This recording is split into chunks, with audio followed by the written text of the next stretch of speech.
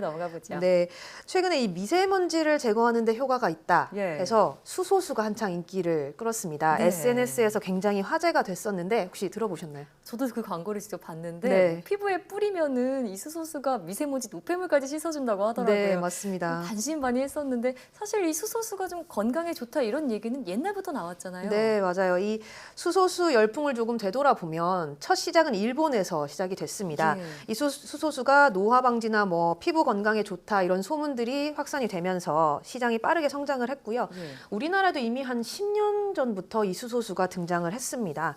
몸속에 있는 활성산소를 배출하게 해준다는 게 가장 큰 이 내세우는 강조점이었고 예. 또 뭐 아토피나 탈모, 뭐 노화나 다이어트까지 뭐 건강에 전반적으로 효과가 있다고 해서 큰 오. 인기를 끌었었는데요. 예. 심지어 뭐 수소수로 씻으면 과일이 더 오랫동안 싱싱하다. 네. 그래서 이제 습관적으로 수소수를 이용하는 분들도 있다고 합니다.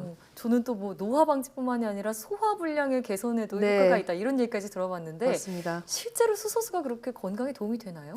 이런 의문들이 이제 굉장히 많았고 과학계에서도 논란이 굉장히 많았는데 네. 여기에 대해서 이 식품의약품안전처가 자료를 발표를 했습니다. 결론은 이 수소수가 활성산소를 없앤다거나 뭐 아토피를 치료하는 이런 효과는 없다라는 겁니다. 아, 예.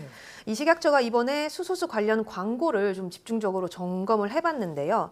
미세먼지를 뭐 제거하고 노폐물 배출에 도움을 준다 이런 식으로 허위 과대 광고를 한 제품 13개 그리고 24개 업체가 적발이 됐다고 합니다. 예. 자, 그러면 수소수가 건강에 도움이 되지 않는다, 효과가 없다라는 사실이 공식적으로 밝혀진 셈이네요. 네, 뭐 식약처는 이 수소수 광고들이 주장하는 항산화 효과라든가 뭐 예. 아토피나 천식 등의 질병 치료를 하는 그런 효과에 대해서는 검증을 해봤더니 임상적으로나 학술적으로 근거가 없다 이렇게 설명을 했습니다. 네. 뭐 전문가들도 이 수소수가 아토피나 천식에 도움이 된다는 뭐 어떤 학술적 근거도 없다 이렇게 덧붙이기도 했습니다. 예.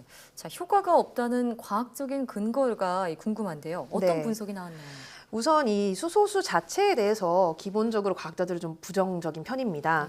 먼저 이 수소의 양을 좀 살펴볼 필요가 있는데 대기압에서 물에 녹을 수 있는 수소량이 최대 1.6mg입니다. 아주 적은 양이죠. 그러니까 이 수소수를 10리터 이상 마셔야 0.01g 정도의 수소를 섭취를 할 수 있는 거죠. 그런데 제품으로 나온 수소수를 보면 보통 1리터에 0.001g의 수소가 녹아 있다 이렇게 예. 돼 있습니다.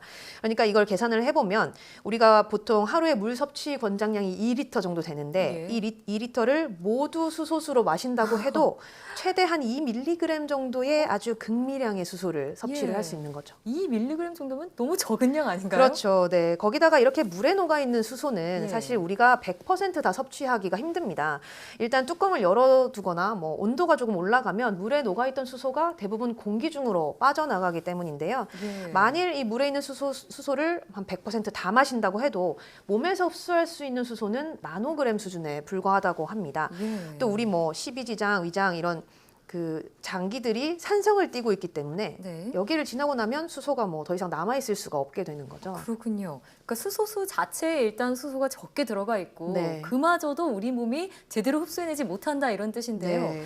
자, 그런데도 왜 사람들은 이렇게 수소수의 효능을 그냥 믿고 마셨던 걸까요? 네, 이 일부 수소수 업체들이 이 효능을 입증을 하기 위해서 그동안 여러 가지 논문들을 근거로 제시를 했습니다. 예. 그러니까 뭐 일반인들 소비자들 입장에서는 이 과학적인 근거가 있다고 믿을 수밖에 없는 건데 대표적인 것이 일본의 연구 결과입니다. 이 뇌경색을 유발한 쥐한테 수소 기체를 주입을 했더니 활성산소가 60%나 사라지고 죽었던 뇌세포가 살아났다. 이런 연구 논문이 있었는데 네. 이것이 이제 수소수 업체들의 어떤 대표적인 근거였거든요. 네.